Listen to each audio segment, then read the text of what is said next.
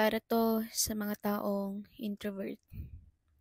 Madalas nami-misinterpret ka ng mga tao.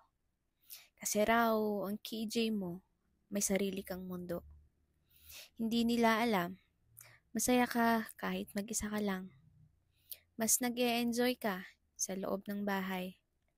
Hindi ka makwento, pero marunong kang makinig sa ibang tao. Ang akala nila wala kang alam.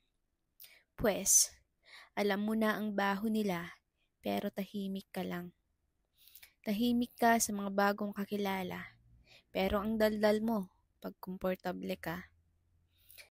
Ganitong ganito ako. Akala ko noon hindi normal. Kasi lagi na lang akong ginajudge. Na kesyo daw hindi ako marunong makisama. Kesa naman makipagplastikan ako, 'di ba? Hindi raw ako friendly. Well, I am into quality, not into quantity. Kaya kung kagaya kitang introvert, congrats. Being introvert is not a crime.